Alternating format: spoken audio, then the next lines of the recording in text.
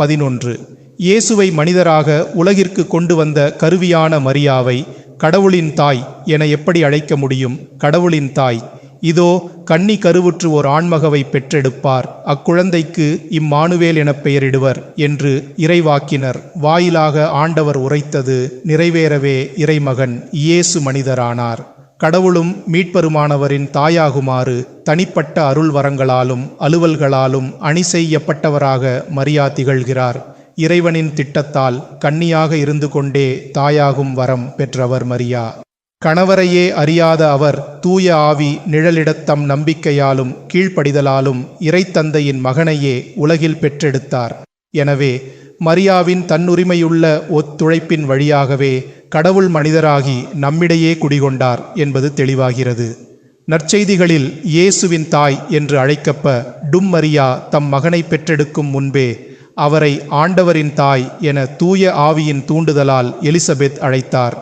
உண்மையில் தூய ஆவியால் கன்னி மரியாவின் வயிற்றில் மனிதராக கருவான அதிபுனித திரித்துவத்தின் இரண்டாம் ஆளும் இறைத்தந்தையின் நித்திய மகனுமானவர் உடல் சார்ந்த முறையில் உண்மையிலேயே மரியாவின் மகனானார். எனவே திருச்சபை மரியாவை உண்மையாகவே கடவுளின் தாய் தியோடோகோஸ் என்று அறிக்கையிடுகிறது.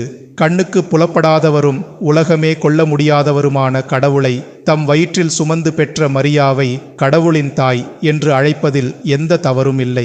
திருச்சபை முதலில் தோன்றிய காலத்தில் இருந்தே இயேசு தூய ஆவியின் வல்லமை யாலே கன்னி மரியாவின் திருவயிற்றில் கருவானார் என்பதை அறிக்கையிடுகிறது.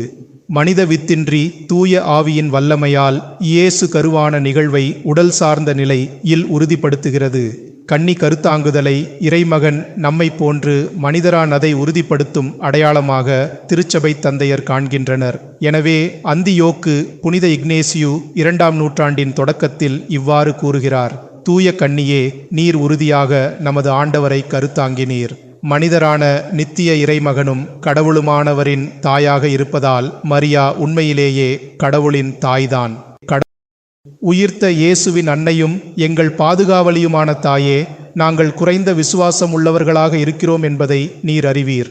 கானாவூர் திருமணத்தில் ரசம் குறைந்தபோது பரிந்து பேசி நல்லுதவி செய்தது போல் எங்களுக்காக இன்று பரிந்து பேசி அருள் பற்று தருவீராக. ஆமென்.